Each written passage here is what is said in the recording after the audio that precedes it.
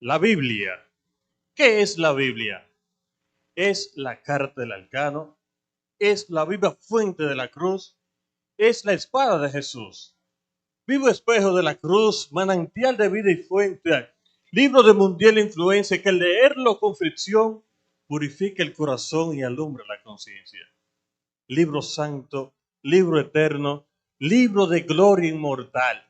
Es origen celestial y es de Dios sublime canto. Habla de risas y también de llanto. Habla de gozo y también alegría. Dios en ella nos expresa su poder y santidad, de su ser la eternidad y de su amor la grandeza. Ruth nos habla del amor y nos causa admiración de Daniel las profecías, mas si llora Jeremías, ríe el sabio Salomón. ¿Quién es aquel que descuella por tener al diente celo? Por parecer que del cielo robó el furgón una estrella. ¿Quién es aquel que en su santo evangelio habla tanto del Mesías? Es el profeta evangélico, el visionario Isaías. Y ese anciano venerable que conduce a Israel a la tierra de la miel es tan sana y saludable. Ese ser incansable que jamás dado a la noblez, dime, oh Biblia, quién es y dónde su nombre se esconde. El Pentateuco me responde, el victorioso Moisés. 14 epístolas tenemos que San Pablo nos escribió aquí al final. Doctrinas en ella escribió que hoy con gozo hoy aprendemos. Cuantas veces las leemos nos llenamos de emoción y se siente el corazón como con deseo de vivir vida santa y así ir a la célica mansión. Oh, qué libro tan hermoso.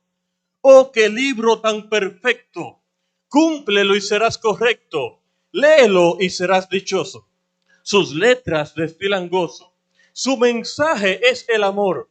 Es la joya del Creador, del invicto Jehová. Siempre ha sido y siempre será de los libros el mejor.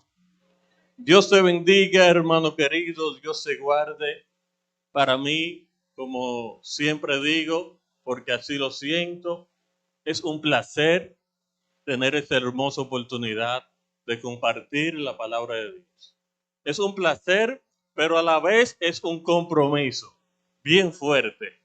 Le decía a los integrantes de la plataforma que a veces no importa el tiempo que uno tenga en la iglesia o predicando, como que ese sustico uno lo tiene ahí guardado en el corazón. Pero me dieron un consuelo. Y es que el pastor Alejandro Bullón, ese famoso predicador que tiene más años que yo, él se asusta. ¿Y por qué yo no puedo? Es algo normal. Así es que, nada, nos ponemos en las manos de Dios para que Él nos dirija en esta mañana al abrir su palabra. Y para ello vamos a inclinar nuestro rostro para hablar con Dios. Padre, te damos gracias porque tú has sido bueno para con nosotros. Tú nos has traído a tu casa de oración para que tengamos un encuentro especial contigo. Gracias, Señor, porque tú eres maravilloso, Dios. Gracias por tu amor. Permite, oh Padre, que podamos escuchar tu palabra y que podamos ponerla en obra y práctica. En el nombre de Jesús, amén y amén. Bien, hermanos queridos, en esta mañana tenemos un tema el cual le hemos puesto como título una advertencia para nuestros días. ¿Cómo es el título? Una advertencia para nuestros días. Vayamos al libro de Génesis, el capítulo 1, el verso 31. Génesis 1, verso 31 nos dice la palabra de Dios. Y vio Dios todo lo que había hecho, y he aquí que era como bueno, pero en gran manera. No solamente bueno, sino en exceso. Y fue la tarde y la mañana el día sexto. Este verso que acabamos de leer nos habla a nosotros de un episodio interesante. En aquel entonces, al principio, cuando Dios creó este mundo, hizo las plantas, separó el cielo del mar, hizo los animales, hizo todo perfecto. Y el sexto día hizo al ser humano, nos hizo a nosotros. Entonces Dios hizo así y se sentó allí en un mueble cómodo, allí tranquilo, a contemplar todo lo que él había hecho, a deleitarse en su creación. Y entonces dice la palabra de Dios que cuando él está viendo todo lo que hizo, entonces él vio que todo lo que él había hecho era bueno en gran manera, indicando de que no existía el mal, no existía el pecado, no existía el dolor, no existía la muerte, no existía la tristeza, porque todo lo que Dios hizo fue bueno en gran manera. Pero entonces nosotros ahora nos podemos hacer la siguiente pregunta. Si Dios todo lo que hizo, lo hizo bueno en gran manera, no había dolor, no había muerte, no había sufrimiento, ¿por qué hoy en día hay tanto sufrimiento? ¿Por qué hoy en día hay tanto dolor en el corazón del ser humano? ¿Por qué hay tantas madres sufriendo por sus hijos que están padeciendo cualquier situación? ¿Por qué hay tantos matrimonios rotos? ¿Por qué hay tanta muerte, tanto dolor, tantas enfermedades? Son las preguntas que nosotros podríamos hacernos. Hermano querido, déjame decirte que Dios es amor. La Biblia así lo expresa desde el Génesis hasta el Apocalipsis. Y si queremos más pruebas, la naturaleza también lo confirma. Dios es amor. Y por tal razón, todo lo que Dios hace, lo hace en base al amor. La naturaleza, la Biblia e incluso la santa ley de Dios es el fundamento del amor de Dios. Porque Dios no tiene amor, sino que Dios es amor. Pero, ¿de dónde surgió el mal? ¿De dónde surgió el pecado? Bueno, hermano querido, para nosotros responder esas interrogantes, deberíamos de trasladarnos al libro de Ezequiel. En el libro de Ezequiel, el capítulo 28, encontramos allí un personaje muy interesante, un personaje muy conocido por cada uno de nosotros. Libro de Ezequiel, capítulo 28. Vamos a buscarlo todo para que sigamos la secuencia del tema. Ezequiel 28, vamos a leer desde el verso 12 en adelante. Hijo de hombre, levanta endecha sobre el rey de Tiro y dile, así ha dicho Jehová, el Señor, tú eras el sello de la perfección, lleno de sabiduría y acabado de hermosura. En Edén, en el huerto de Dios, estuviste, de toda piedra preciosa era tu vestidura, de cornerina, topacio, jaspe, crisólito, berilo y ónice, de zafiro, carbunclo, esmeralda y oro. Los primores de tus tamboriles y flautas estuvieron preparados para ti en el día de tu creación. Sigue diciendo el verso 14, tú, querubín grande, protector, yo te puse en el santo monte de Dios. Allí estuviste en medio de las piedras de fuego, te paseaba.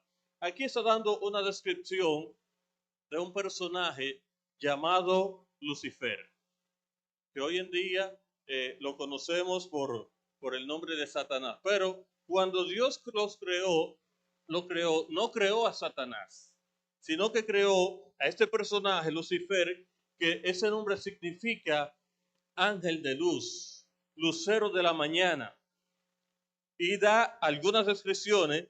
Lo primero que dice aquí, que este hombre, este personaje, fue puesto en el santo monte de Dios. O sea, estaba allí al lado de Dios, conocía todos los movimientos que Dios hacía. Era, vamos a decir, la mano derecha de Jesús.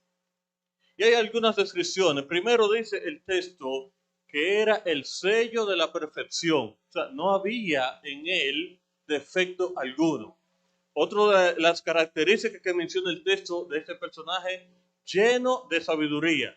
O sea que si nosotros nos admiramos por el rey Salomón, que fue el hombre más sabio, este personaje era lleno de sabiduría. Tenía demasiada inteligencia, demasiado conocimiento, acabado de hermosura. Era elegante, era hermoso, era bello. No como hoy en día se quiere pintar Satanás como un muñeco que tiene los dos gachos, tiene una cola, tiene un gancho que parece como un tenedor. Eso es lo que quieren pintar. Pero dice la Biblia que cuando Dios creó este personaje, era hermoso, acabado de hermosura. Sigue diciendo en el verso 13 que fue creado. O sea, dice que cuando estuvo allí, ¿verdad? Que lo crearon, ya habían algunos utensilios para que él lo utilizara, que eran utensilios de música. Los primores de sus tamboriles y flautas. O sea que otra de las características de ese personaje es que iba a ser músico.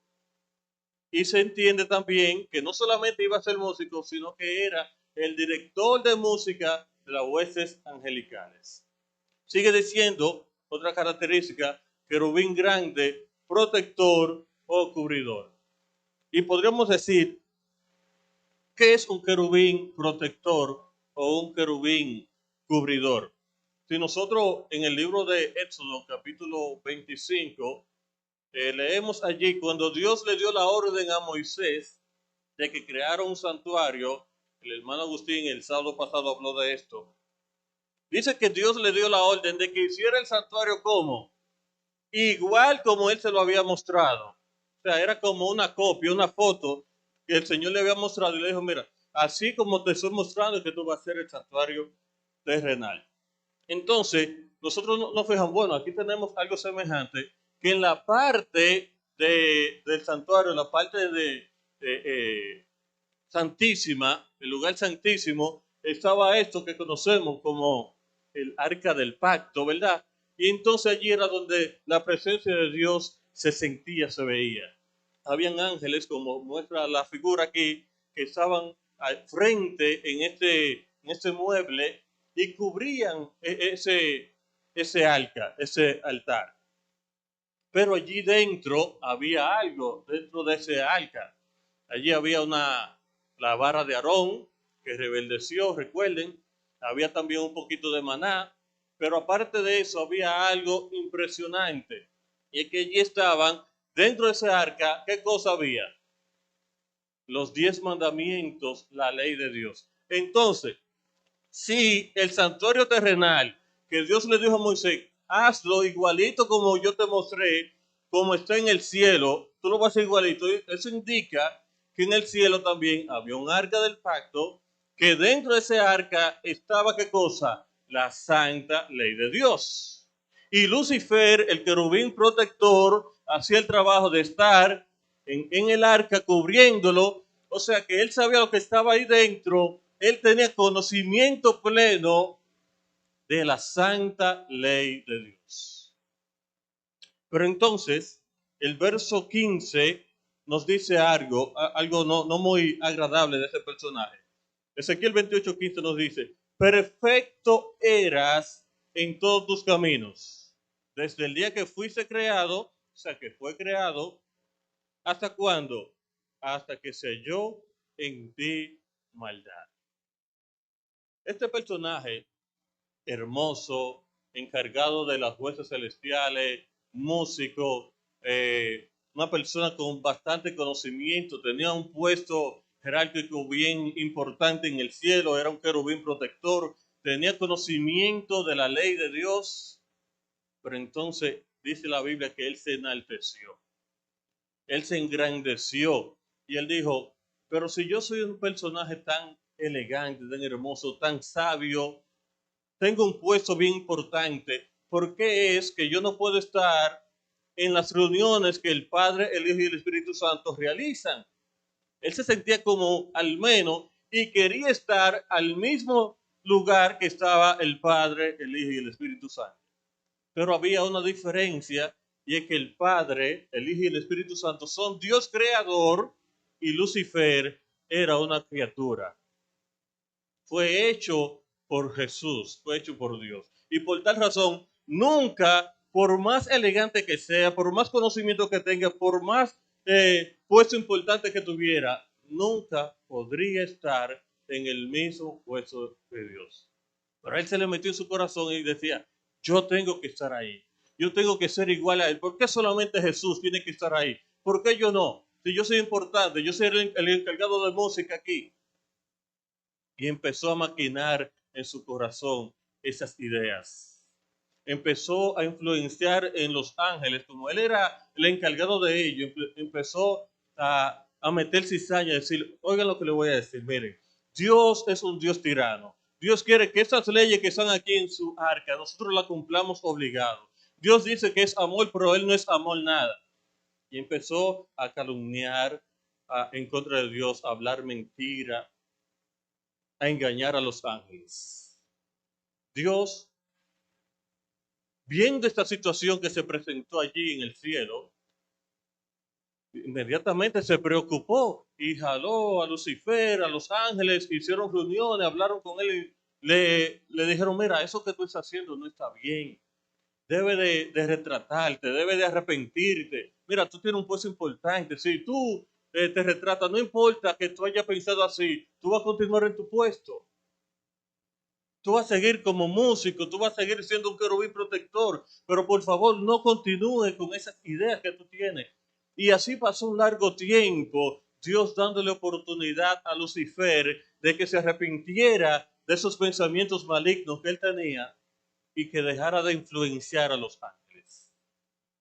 Lucifer reconoció que lo que Dios le estaba diciendo era la realidad, que Dios tenía razón, que en verdad Dios es amor, pero por su orgullo, por su altanería, él dijo, no, yo no puedo arrepentirme, ya yo duré un tiempo hablándole a los ángeles de que Dios es un mentiroso, de que Dios no es amor. Si yo ahora le salgo con algo contrario a los ángeles, ya ellos no van a creer en mí. Y por esa razón, por el orgullo, no quiso reconocer su pecado, su falta, no quiso reconocer que falló. Y entonces surgió el pecado. Y aunque Dios al principio en la creación hizo todo bueno en gran manera, entonces surgió el mal. De esta manera surgió el mal y por eso es que hoy en día nosotros podemos ver tanta muerte, tanta enfermedad, tanto dolor, tanto sufrimiento. Pero podríamos decirnos, ¿y por qué Dios no destruyó a Lucifer en el mismo instante? ¿Por qué Él no lo eliminó y eliminando a Lucifer, entonces eliminaría el pecado? Si Dios hubiese hecho esto, entonces le hubiese dado la razón a Lucifer. Dios tenía el poder de destruirlo automáticamente, pero los demás ángeles, los demás seres celestiales, los demás seres que están en otro mundo iban a decir, oye, pero Lucifer tenía razón. Lo que él decía de Dios es verdad. Mira, él pecó y Dios de una vez lo eliminó. O sea que nosotros tenemos que obedecer a Dios por miedo y no por amor. Entonces Dios, por esa razón, no eliminó a Lucifer de inmediato, para que se revelara por su propia cuenta su naturaleza pecaminosa, para que las demás personas pudieran ver su real naturaleza. Luego que Dios creó al ser humano, el tercer día, podemos ver que la historia se repite. Porque Dios entonces, al ver que no pudo, o que Satanás, Lucifer, no quiso retratarse, entonces tuvo que echarlo del cielo y cayó aquí en la tierra, ya cuando la creación estaba hecha. En el libro de Génesis, el capítulo 3, encontramos allí algo interesante. Génesis 3, del 1 hasta el 6. Vemos que Satanás utiliza allí en el principio la misma estrategia que utilizó en el cielo con los ángeles. Empezó a calumniar en contra de Dios con los ángeles, empezó a hablar en contra de la ley de Dios, empezó a hablar mentira y en la creación con nuestros primeros padres utiliza la misma estrategia. Génesis 3 del 1 al 6, Leamos. Pero la serpiente era astuta más que todos los animales del campo que Jehová Dios había hecho, la cual dijo a la mujer, con que Dios os ha dicho, no comáis de todo árbol del huerto. Y la mujer respondió a la serpiente, del fruto de los árboles del huerto podemos comer, pero del fruto del árbol que está en medio del huerto, dijo Dios, no comeréis de él, ni le tocaréis para que no moráis. Entonces la serpiente dijo a la mujer, no moriréis, sino que sabe Dios que el día que comáis de él, serán abiertos vuestros ojos y seréis como Dios, sabiendo el bien y el mal. Y entonces vio la mujer que el árbol era bueno para comer y que era agradable a los ojos y árbol codiciable para alcanzar la sabiduría, y tomó de su fruto y comió, y dio también a su marido, el cual comió así como ella. De esta manera entonces entró el pecado a la tierra. Ya el pecado existía, pero aquí en la tierra no. Entonces cuando Dios crea al ser humano, a Adán y a Eva, lo pone en el jardín del Edén y allí le da una orden, le da un mandamiento, le da su santa ley, le dice, mira, Adán y Eva, todo esto que está aquí, todo, es para ustedes. Pueden coger lo que ustedes quieran, no hay problema. Solamente con un solo árbol es que hay restricciones. De ese solo árbol que está allí, no coman de él, porque el día que coman de él, van a morir. Esa fue la prueba de fidelidad que Dios le puso al ser humano. Y podríamos decir que no era una prueba difícil, porque si Dios, en vez de decirle, come de todo menos de este, le hubiese dicho, come solo de ese, pero de los demás no puede comer, ahí sí le pone una tentación fuerte al ser humano.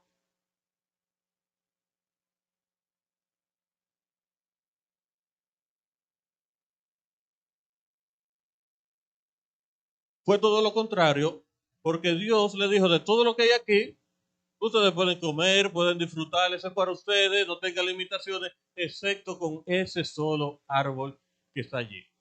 Ahora viene la mujer, se aparta de su esposo, se va sola a caminar por ahí, a pasear, a contemplar el panorama, y Satanás, que es un ser bien astuto, lleno de inteligencia, lleno de sabiduría, dice, espérate que aquí es mi oportunidad. Pero ya Dios le había advertido al ser humano de que existía un ángel maligno que andaba por el mundo buscando a quien devorar, buscando a quien engañar. Ya Dios le había dado la advertencia a ellos. Sin embargo, ahora viene Eva y dice, ah, no, pero si un ángel, ya yo sé que un ángel caído, y yo sé que cuando yo vea ese ángel, ya yo lo voy a esquivar, ya yo no le voy a hacer caso, porque ya yo lo conozco. Y cuando Eva anda por ahí, viendo la hermosura de la creación, entonces ve un milagro. Se encuentra con un milagro interesante. ¿Cuál es el milagro?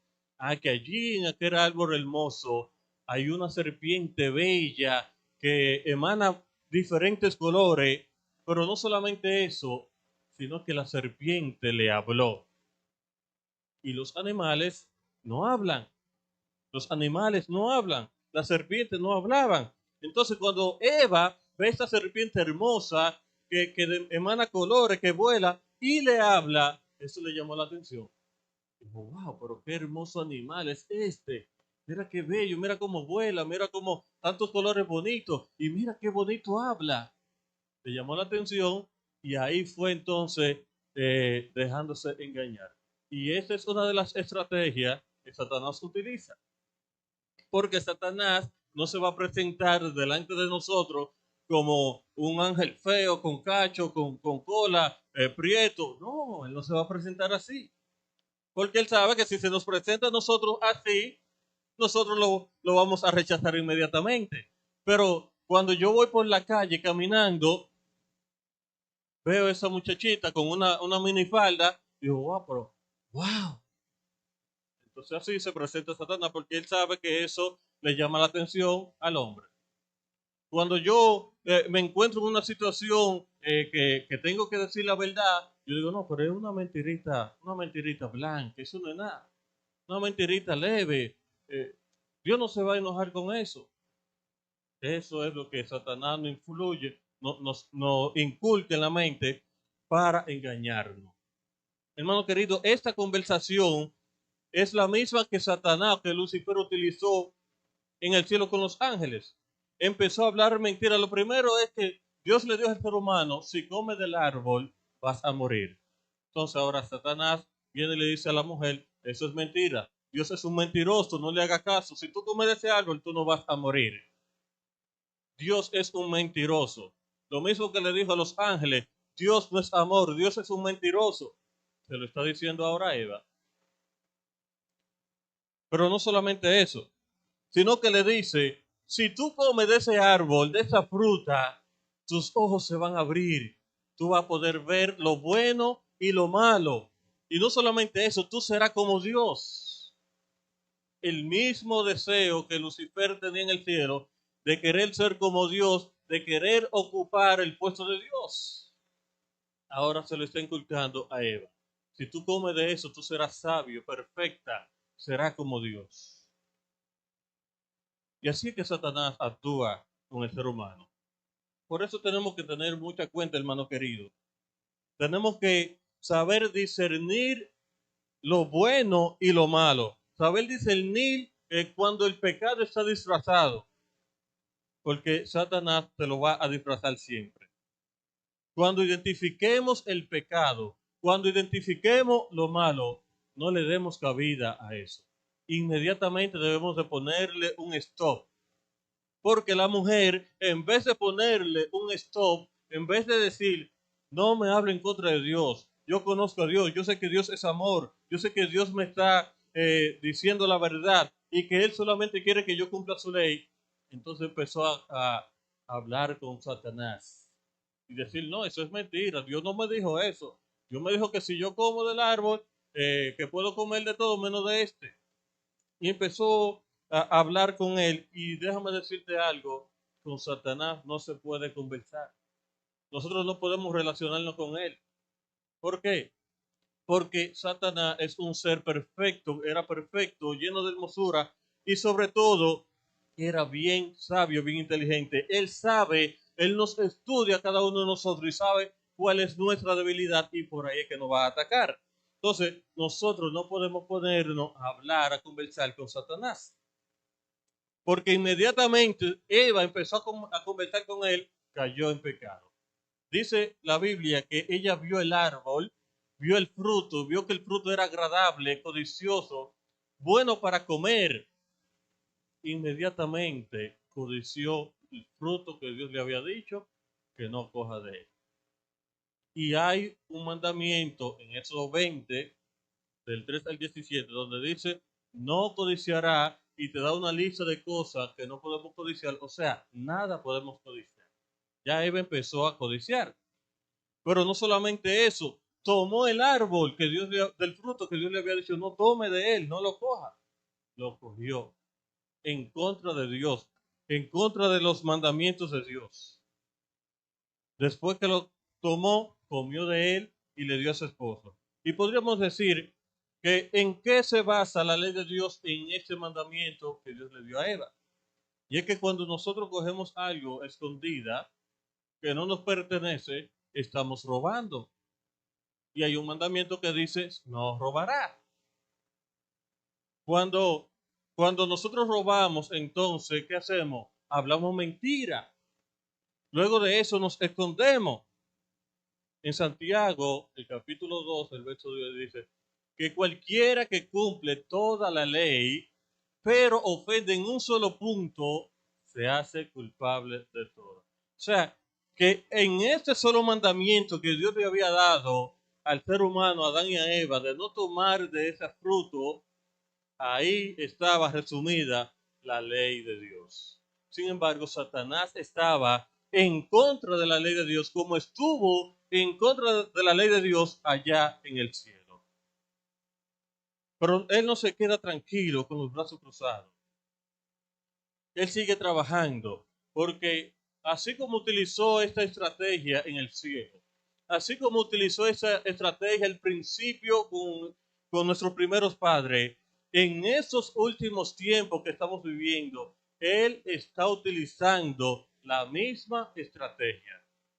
Ahora bien, nosotros en estos tiempos tenemos una desventaja que no tenía Adán y Eva. ¿Cuál es la desventaja? Que aparte que Satanás tiene todo el conocimiento, aparte que él nos conoce, ahora él tiene una, una ventaja de 6,000 y pico de años de experiencia tratando con el ser humano, indicándome a mí de que esa estrategia que utilizó en el principio la voy a utilizar ahora, pero con más poder, con más profesionalismo. O sea que si al principio el ser humano pudo caer, si al principio los ángeles pudieron caer bajo la influencia de Satanás, ¿qué podría pasar con nosotros hoy en día con 6,000 y pico de años de experiencia que tiene Satanás? Si nosotros vamos al libro de Mateo, allí nosotros vamos a ver la gran advertencia que nosotros tenemos en esos tiempos. Porque algo interesante, y es que aunque tenemos esa desventaja de esa experiencia de 6,000 y pico de años que tiene Satanás, pero también tenemos una ventaja. ¿Cuál es la ventaja que tenemos? Que estamos advertidos, que no nos puede coger de sorpresa los engaños de Satanás. Y como dicen un refrán, que guerra avisada no mata soldado, ya si nosotros caemos en la trampa de Satanás, ya no vamos a caer porque somos inocentes, porque conocemos la verdad, conocemos la estrategia que él utilizó al principio y sabemos que la va a volver a utilizar o la está utilizando ahora al final. Por eso en Mateo 24 hay algunos textos allí que nos hablan acerca de la advertencia que Jesús le dio a sus discípulos para estos tiempos finales que nosotros estamos viviendo. El verso 4 de Mateo 24 dice, mirad que nadie os engañe. O sea, Jesús sabía que en esos tiempos finales iban a haber muchas personas que querrán engañar al pueblo de Dios bajo la influencia de Satanás. Verso 5 dice, porque vendrán muchos en mi nombre diciendo, yo soy el Cristo, ¿y qué cosa pasará? Y a muchos engañarán. O sea, nos está dando la advertencia. Entonces, con esa advertencia que se nos está dando, ¿qué debemos de estar? ¿Cómo debemos de estar? Debemos de estar alerta, preparados. El verso 11 dice, y muchos falsos profetas se levantarán y engañarán a muchos. El 15 dice, por tanto, cuando veáis en el lugar santo la abominación desoladora de que habló el profeta Daniel, el capítulo 8, donde habla del cuerno pequeño. El verso 23 dice, si algunos dijeren, mirad, aquí está el Cristo, o mirad, allí está, ¿qué cosa? No lo creáis, porque la Biblia habla claro y dice que cuando Cristo venga, ¿qué cosa? Todo ojo le va a ver. O sea, esas son los engaños que Satanás va a utilizar y está utilizando en los tiempos finales. Y el verso 24 dice, porque se levantarán falsos cristos y falsos profetas y harán grandes señales y prodigios, de tal manera que engañarán, si fuera posible, ¿a quién? Si fuera posible. Bueno, entonces nos da a entender de que Satanás está utilizando la misma estrategia que utilizó en el pasado. Está utilizando señales falsas para engañar al ser humano. Y en Mateo 7:21 al 23 dice, no todo el que me dice Señor, Señor, entrará en el reino de los cielos, sino el que hace la voluntad de mi Padre que está en los cielos. Muchos me dirán en aquel día, Señor, Señor, no profetizamos en tu nombre, y en tu nombre echamos fuera demonios, y en tu nombre hicimos muchos milagros. Entonces yo les declararé, dice Jesús, nunca os conocí, apartaos de mí, hacedores de maldad. Entonces, aquí está la advertencia para nuestros días, hermanos queridos. Aquí está la advertencia para que nosotros estemos preparados, estemos listos. Hoy en día estamos viendo eso que está pasando. Hoy en día hay muchas personas, muchos falsos profetas haciendo milagros, sanando enfermos, levantando personas muertas. Lo vemos a diario. Pero déjame decirte que Satanás también tiene poder. Él tiene poder, por eso debemos de discernir, saber discernir de dónde proviene el milagro. Y la palabra de Dios nos ayuda con esto, a la ley y al testimonio. Si no me hablaran conforme a esto es porque no le ha amanecido. Yo no puedo ilusionarme, emocionarme por un milagro que yo vi, porque pararon uno que estaba enfermo en silla de ruedas hace 20 años, porque levantaron un muerto. Yo no puedo ilusionarme con eso cuando tú no me hablas con la palabra de Dios, cuando tú no cumples la ley de Dios. Hermano querido, debemos de tener mucha cuenta con esto, porque Satanás anda como león rugiente buscando hasta quien devorar. Él está como esos leones que tienen muchos días, así hambrientos, deseosos por comer, y cuando lo sueltan, todo lo que aparezca en el camino lo devoran. Así anda Satanás hoy en día. ¿Por qué? Porque él sabe que el tiempo que le queda es muy corto, muy corto. Él ya está claro de que él está perdido, pero el deseo de él es que tú y yo también nos perdamos con él, porque esa es su naturaleza de maldad, su naturaleza pecaminosa, que el ser humano se pierda. Por esa razón tenemos que tener mucho cuidado con esta estrategia de Satanás. Ahora bien, la pregunta es, ¿cómo nosotros podemos estar preparados? ¿Cómo nosotros podemos resistir a esos engaños de Satanás? ¿Cómo nosotros podemos esquivarlo? La misma advertencia que Dios le dio a los ángeles en el cielo, la misma advertencia que Dios le dio a Adán y a Eva en el jardín del Edén, es la misma advertencia que Dios nos da a nosotros hoy en día. Hermano querido, la palabra de Dios no se equivoca. Por tal razón debemos estar sobrios, debemos estar velando. No es tiempo de estar durmiendo, no es tiempo de estar viendo televisión, no es tiempo de estar viendo Netflix allí, no es tiempo de estar cómodo, es tiempo de estar despierto, de estar velando. Así como cuando nosotros sospechamos que hay un ladrón que está rondando por nuestra casa, estamos siempre alerta, así debemos de estar nosotros, para que no nos pase como le pasaron a las vírgenes insensatas, que se durmieron, no estaban preparadas con el aceite suficiente, y vino el novio y lamentablemente se quedaron afuera. Ahora, ¿cómo podemos nosotros resistir a estos engaños de Satanás? ¿Cómo podremos nosotros esquivarlo? El apóstol Pablo en Efesios 6, del 1 al 13, nos da algunos consejos que hoy nosotros debemos de ponerlo en práctica para poder resistir a los engaños de Satanás. Efesios 6, 11 al 13 dice, vestíos de toda la armadura de Dios. Oigan esta palabra, esta frase. Vestíos de toda armadura de Dios. No es vestido de la armadura de la Guardia Militar de los Estados Unidos, de Irak, de República Dominicana, no. Vestíos de toda la armadura de Dios. Entonces, si nosotros nos vestimos con la armadura de Dios, podemos estar firmes contra las acechanzas del diablo.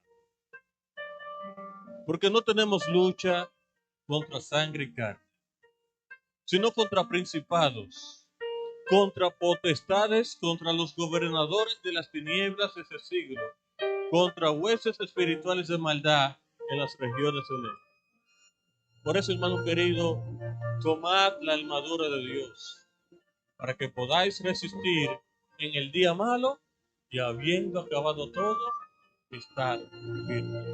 De esta manera, cuando nos revestimos con la armadura de Dios, podemos estar firmes cuando el enemigo nos lance sus dardos, cuando nos lance sus engaños, cuando veamos esos milagros falsos, cuando nos venga con teorías falsas, podremos estar firmes.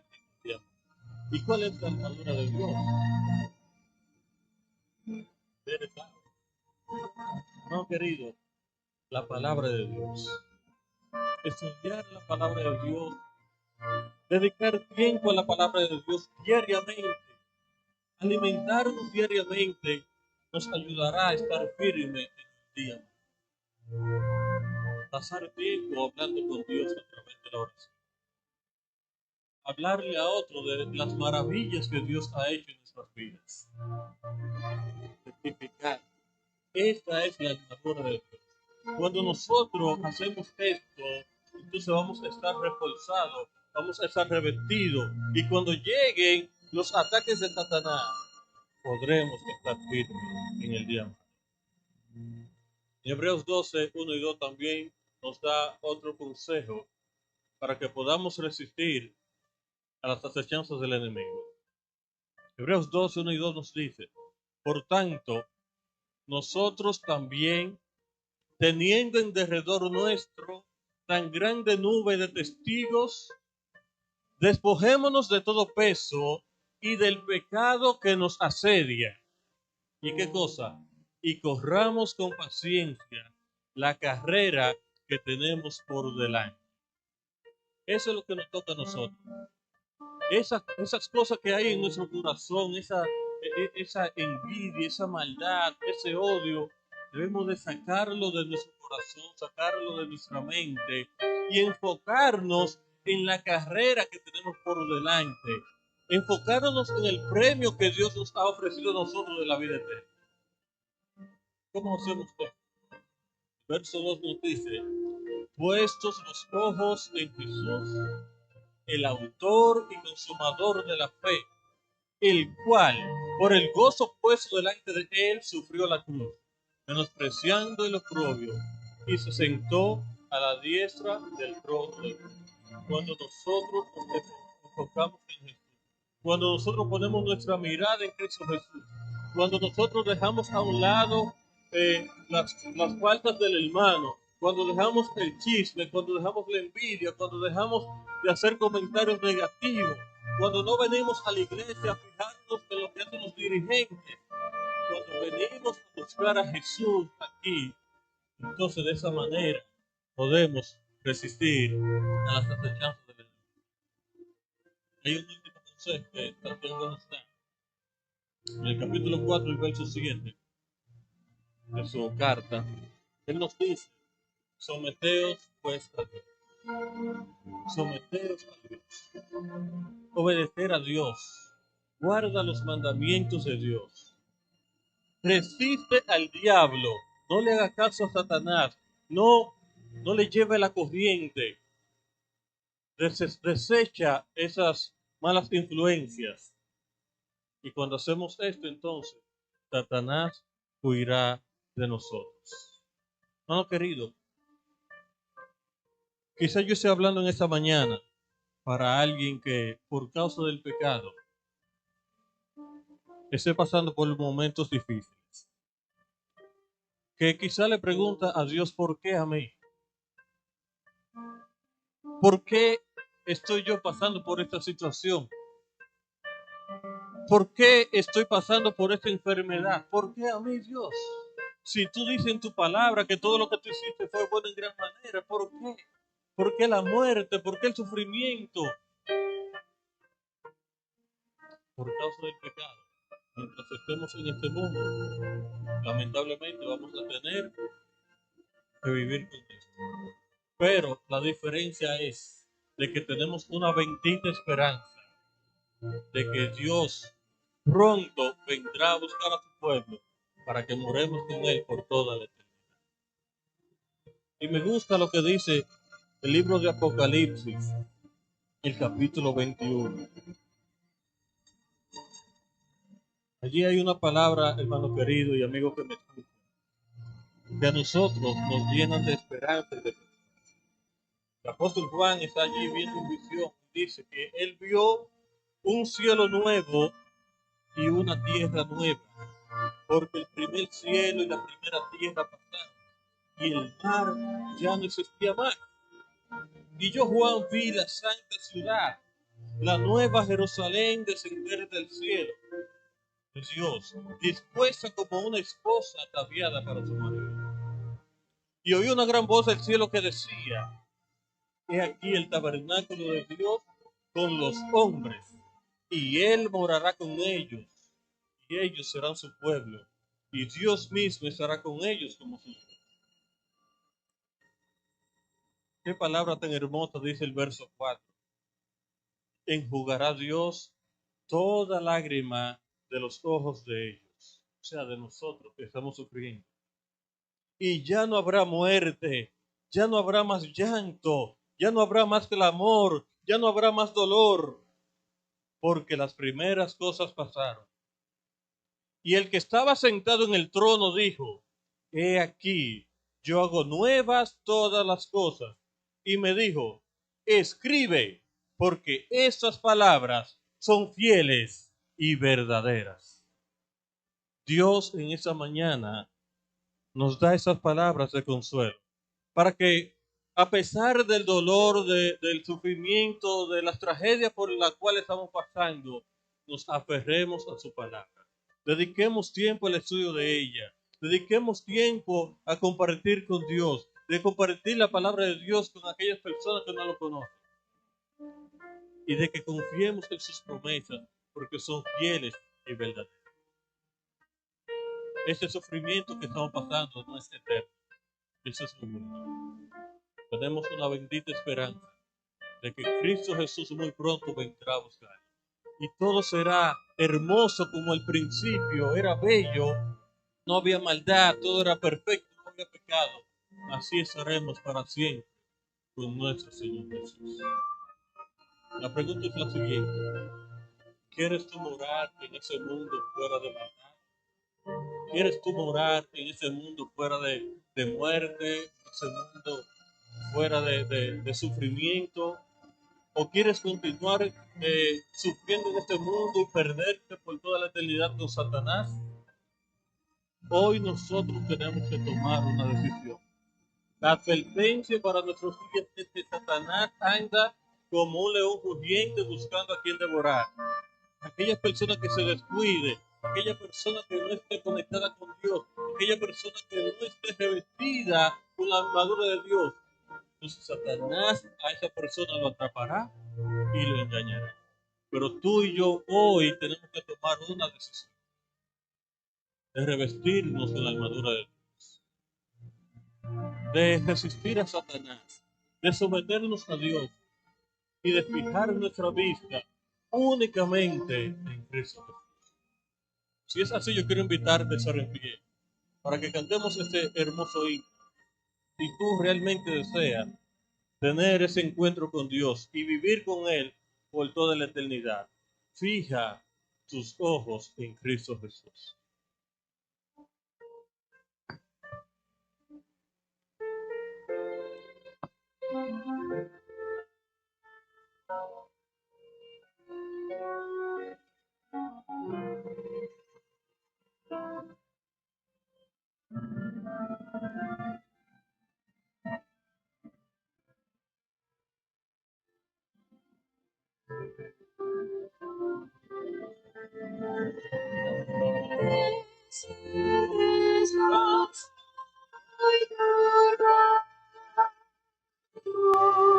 Sin luz de la oscuridad, contempla por ti, alma esta, tendrás vida y libertad. Fija tus ojos en Cristo, tan lleno de gracia y amor, y no temerás sin valor será a la luz del glorioso Señor. De muerte a vida eterna, pasé al seguir a Jesús. Me libra de todo pecado mediante su muerte en la cruz. Fija tus ojos en Cristo, tan lleno de gracia y amor, y no temerás y valor será a la luz del glorioso Señor. Jamás fallará su promesa, confías que tu petición al mundo perdido anuncia las nuevas de la salvación. Fija tus ojos en Cristo, tan lleno de gracia y amor, y no temerás sin valor será a la luz del glorioso Señor. Cristo Jesús jamás faltará a sus promesas. Y hay una promesa bien hermosa que se encuentra en el libro de San Juan. Y Él nos dice, no se turbe vuestro corazón. Crean en Dios, crean en mí, también en mí. En la casa de mi Padre hay muchas moradas, y si así no fuera, yo se lo hubiese dicho. Voy pues a preparar lugar para vosotros.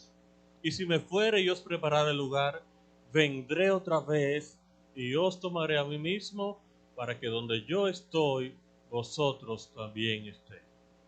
La seguridad de que Cristo Jesús vendrá otra vez es que lo prometió una vez y vino.